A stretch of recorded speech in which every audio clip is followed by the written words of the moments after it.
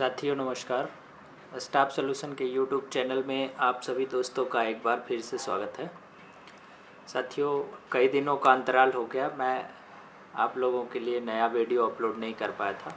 कुछ कारण थे उसके, कुछ वजह थी। तो आज मैं आप लोगों के लिए फिर से एक नया वीडियो लेकर के आया हूँ। साथियों, हम सबके जीवन में उतार चढ़ाव आते हैं। बहुत सारी मुश्किलों का हम सभी लोग सामना करते हैं। कुछ लोग इन मुश्किलों को देख कर के घबरा जाते हैं, परेशान हो जाते हैं, और कुछ लोग इन चुनौतियों का डट करके जीवन में सामना करते हैं। छोटा आदमी हो, बड़ा हो, पैसे वाला हो, राजा हो, रंक हो, सुख दुख सभी के जीवन में आते रहते हैं।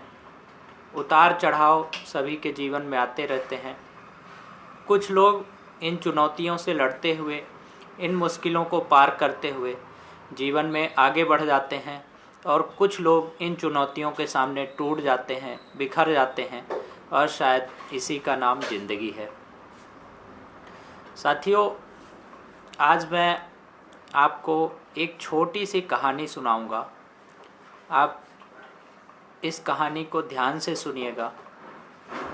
ये कहानी हमें किसी भी क्षेत्र में सफल होने के लिए, किसी भी क्षेत्र में सफलता प्राप्त करने के लिए थोड़ी सी उपयोगी साबित होगी।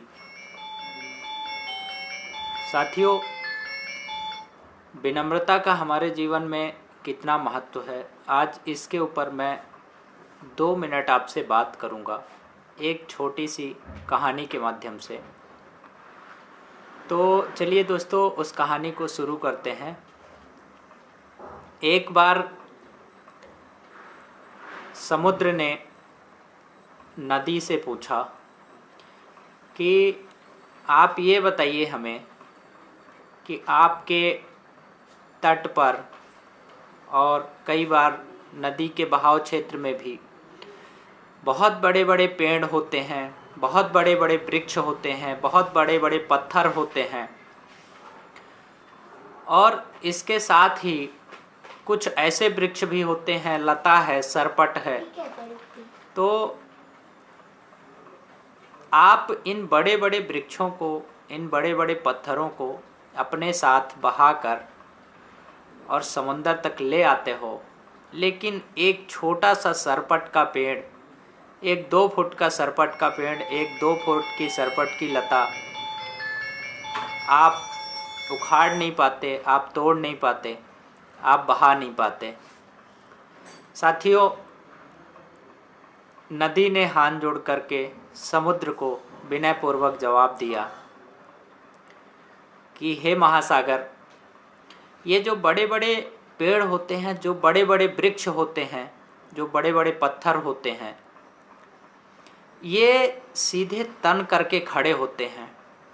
इनमें सीधापन रहता है, अकड़पन रहता है, और अकड़पन होने के कारण ये एक ही मेरे झटके में टूट करके और मेरे जल के प्रवाह के साथ बह चलते हैं, और इनको मैं उखाड़ करके, इनको बहा करके और महासागर में मिला लेती हूँ। लेकिन जो सरपट का वृक्ष है, जो लता का वृक्ष है, बहुत छोटा होते हुए भी, बहुत कमज़ोर होते हुए भी वह विनम्र है। जब मेरा बहाव तेज होता है, जितना तेज बहाव होता है, उतनी विनम्रता के साथ ये सरपट के वृक्ष, ये लता के वृक्ष झुक जाते हैं। इसलिए मैं इनको उखाड़ नहीं पाती हूँ, मैं इनको बहा नहीं पाती हूँ, इनकी विनम्रता के आगे मैं कमज़ोर बन जाती हूँ।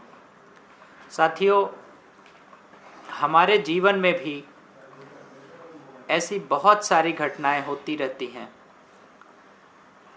कई बार मेरे पास फ़ोन आते हैं लोगों के, कैंडिडेट्स के, बात करते हैं मेरे पास। तो चलिए ठीक है, कहीं भी आप जीवन में अगर किसी के पास जाते हैं, कुछ मांगने के लिए जा रहे हैं, आप अगर याचक बन करके उससे कोई चीज़ मांगेंगे तो हो सकता है वह वस्तु आपको बहुत सहजता से प्राप्त हो जाए। यही चीज़ अगर आप उससे अकड़ में या दूसरे तरीके से या गलत तरीके से मांगेंगे, हो सकता है सामने वाले का अगर आपको कुछ देने की भी इच्छा है तो हो सकता है वो भी आपका अकड़पन देख करके मना कर दे। दोस्तों, हमारे कैरियर में भी, हमारी नौकरी में भी, हमारे जॉब में भी, हमारे बात व्यवहार में भी विनम्रता बहुत महत्वपूर्ण स्थान रखती है। इसलिए साथियों, आप जीवन में जितना विनम्र बनेंगे, जितना सहनशील बनेंगे, उतना ज़्यादा आप ज़िंदगी में तरक्की करते जाएंगे, आगे बढ़ते जाएंगे।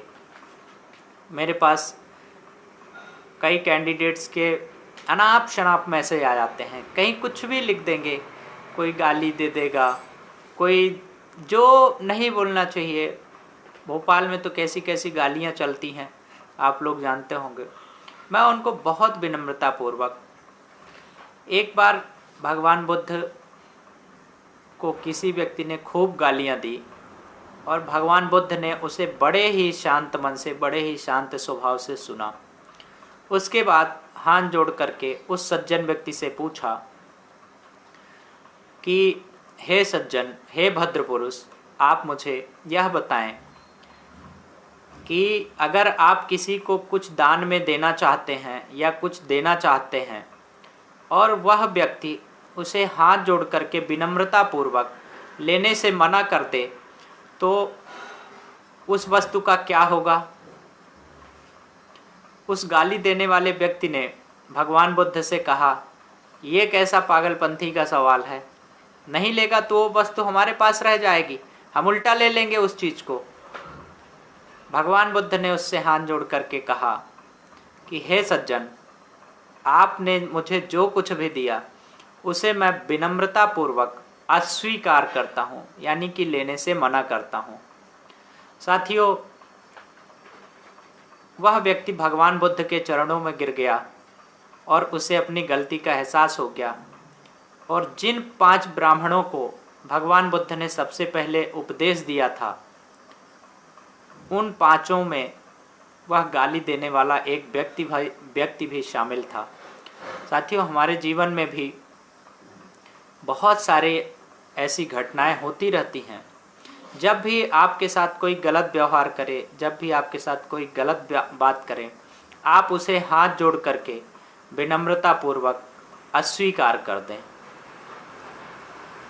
उस व्यक्ति को अपनी गलती का एहसास होने पर हो सकता है शर्मिंदगी महसूस करे, वो हो सकता है उसे लज्जा आए, और हो सकता है उस कार्य के लिए, उस घृणित कार्य के लिए वो आपसे कभी न कभी क्षमा मांग ले। और नहीं भी मांगता है तो उससे आप घबराएं नहीं, उससे परेशान नहीं हो। कभी न कभी वो व्यक्ति अपने जीवन में सीख ज़रूर पाएगा। तो साथियों, आज के वीडियो में बस इतना ही, और अगले वीडियो में एक नई जानकारी के साथ आपसे फिर मुलाकात होगी। जय हिंद।